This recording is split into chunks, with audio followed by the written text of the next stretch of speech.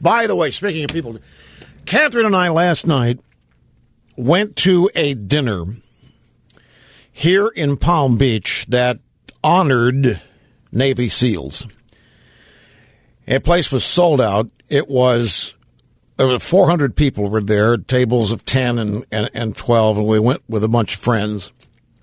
You know, every time, we at 2ifbyt.com, we sponsor the Marine Corps Law Enforcement Foundation, and they have an annual big dinner at the Waldorf Astoria and a number of other satellite events in the course. Now, every time, particularly with where the country is now, in pop culture sense, every time I find myself at one of these events, I feel like I've gone back in a time warp.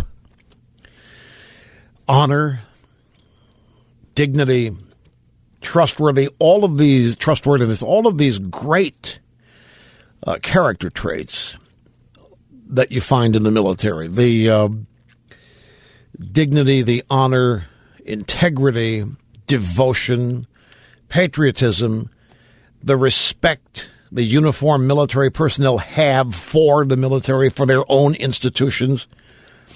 It really reminds me, a couple, 3 years ago, we went to a Horatio Alger dinner, annual dinner, where this is people who have come up from nothing to make something of themselves. They have really started from nothing and become the pinnacle, the best at what they do. And I was listening, every award winner, every recipient make a speech, and it was in Washington. Obama was president, so it's within his first term. And what I was hearing all these people say you don't hear anymore. They were talking about the route to success, hard work, what it took, respect for and love for their families and so forth, and greatness of America residing in freedom and liberty and the opportunity for people to invest in themselves however they wish and be the best they could be. And I remember telling you when I heard that, I felt like I was in a time warp, because it's a few blocks down the road is the White House where Obama is, and none of that. We don't hear anything like that from any American leader, except we did hear it from Rubio yesterday, which is one of the reasons that I was praiseworthy, because he has that kind of story. His family, immigrants, in fact. But this dinner last night, which honored the Navy SEALs and benefited the Navy SEAL Museum, which is in Fort Pierce, Florida, which I didn't know. You can arrange a tour. The Navy SEAL Museum is in Fort Pierce.